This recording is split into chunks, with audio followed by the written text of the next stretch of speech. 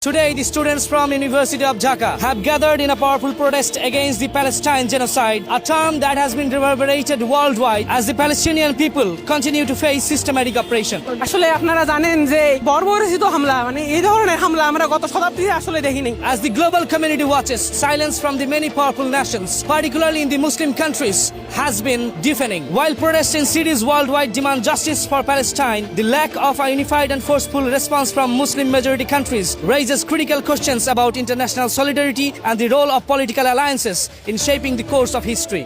আমরা পারতেছি না, আমরা নিজের অবস্থান থেকে আরব বিশ্বের মতো বড় দেশগুলো যেখানে চুপচাপ আছে। এমন একটা পরিস্থিতিতে আমি মনে করি না যে ইসরায়েল শান্তিপূর্ণভাবে কোনো কথা শুনবে। আমার হিসেবে সকল বিশ্বের অন্তত মুসলমান সকল রাষ্ট্রসমূহকে ঐক্যবদ্ধ হয়ে ইসরায়েলের বিপক্ষে যুদ্ধের ঘোষণা দেওয়া, এর বাইরে কোনো অপশন আমাদের কাছে নাই, আমাদের মুসলমানদের কাছে এর বাইরে কোনো অপশন নেই। In recent times, situations in Gaza have escalated dramatically. Thousands of children, women, and elderly people have been killed, wounded, and displaced from their own homeland with excessive bombardment and air strikes. অন্যান্য বিশ্ব মুসলিম তারা নিশ্চুপ এবং নীরব ভূমিকা পালন করছে। আসলে এটা মুসলিম হিসেবে আমাদের জন্য অত্যন্ত দুঃখজনক একটা বিষয়।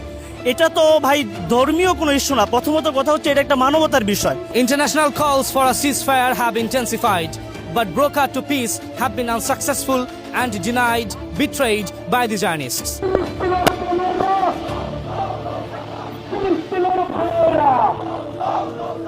Dear world, please do not stop raising your voice. Come up and join the march. Let not humanity die. Free Palestine.